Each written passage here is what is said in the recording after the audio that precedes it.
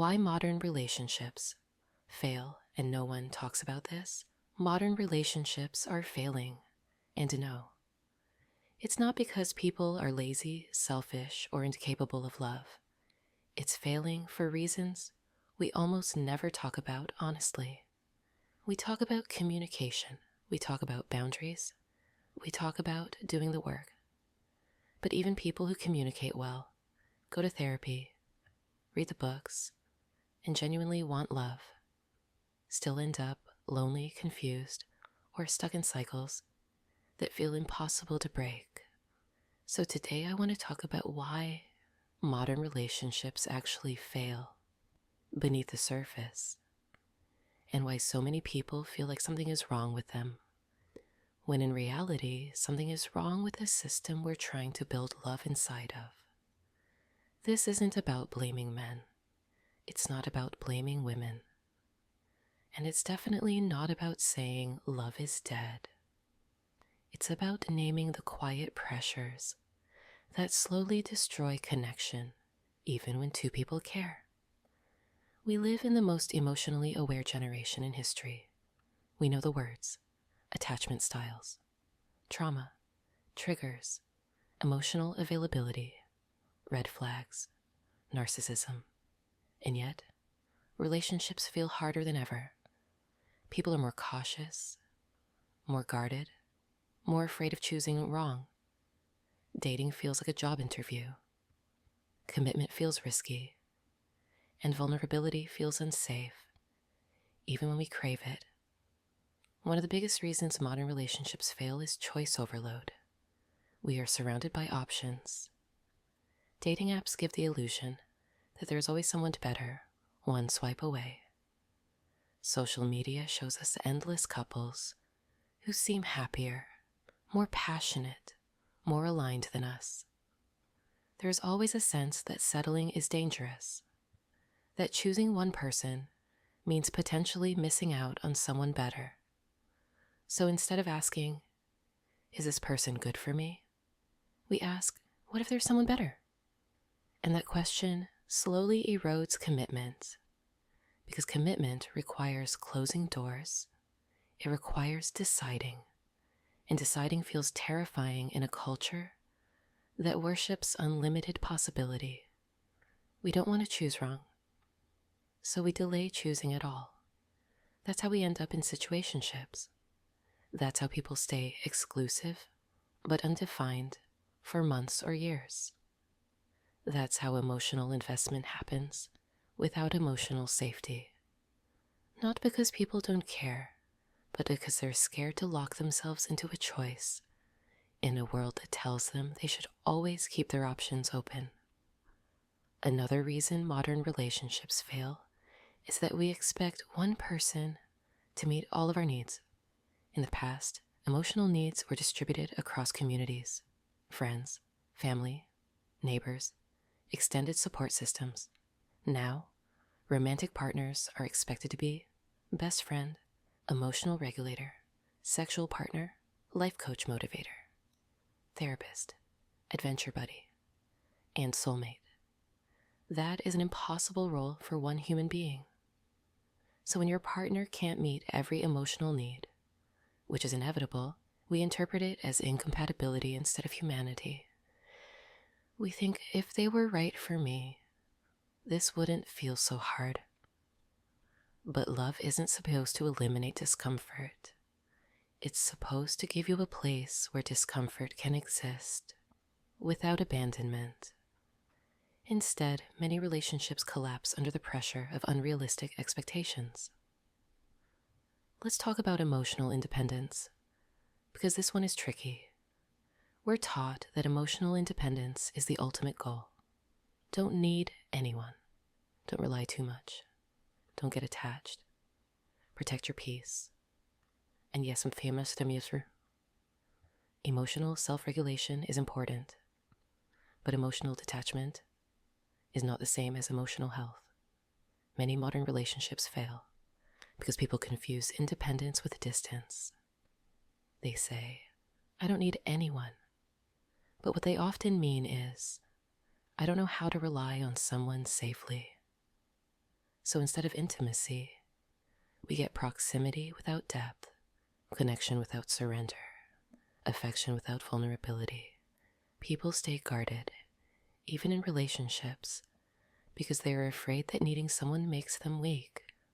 But love requires need, not desperation, but interdependence. When two emotionally independent people refuse to lean, nothing ever deepens. Another uncomfortable truth: we're dating while unhealed, and pretending awareness is healing. Knowing your attachment style does not heal it. Understanding your trauma does not automatically dissolve it. Many people can explain their patterns perfectly, while still repeating them. We use language like, I'm avoidant, I'm triggered, I have abandonment issues. But instead of working through those patterns, we often use them as explanations for why intimacy feels uncomfortable. And then we leave awareness without responsibility becomes avoidance in disguise. Modern relationships fail because people leave the moment. Discomfort activates old wounds instead of staying long enough to create something new. Let's talk about fear of intimacy, because it shows up differently now. In the past, fear of intimacy looked like emotional unavailability. Now it looks like endless talking stages, therapy language, high standards, constant self-analysis. People say, I just know what I want. But often what they want is a connection that never triggers fear. And that doesn't exist. Intimacy will always bring discomfort because being seen is risky. So instead of leaning in, people pull away at the first sign of vulnerability, not because the relationship is wrong, but because closeness activates fear. And because leaving is socially acceptable, encouraged even, people exit instead of explore. Another reason modern relationships fail is performance culture. We perform happiness, we perform success, we perform love. Relationships become something to display rather than experience. We judge our connection based on how it looks, not how it feels. Are we traveling enough? Are we passionate enough? Are we growing fast enough? If it doesn't look exciting, we assume it's wrong. But real intimacy is often quiet, stable, predictable, and that doesn't always photograph well. So people leave healthy relationships because they feel boring, not realizing they're confusing peace with lack of chemistry. Let's talk about communication, because this one is misunderstood. Good communication doesn't mean constant talking. It doesn't mean analyzing every feeling in real time. And it doesn't mean never hurting each other.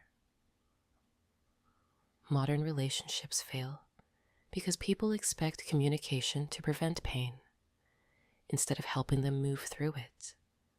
You can communicate perfectly and still feel misunderstood. You can express your needs clearly and still feel unmet. Communication is not a guarantee. It's a skill, and skills don't eliminate conflict. They help you survive it. When people believe that if we communicate well, it shouldn't hurt, they leave the moment it does. Another silent killer. The speed of modern dating. We rush intimacy.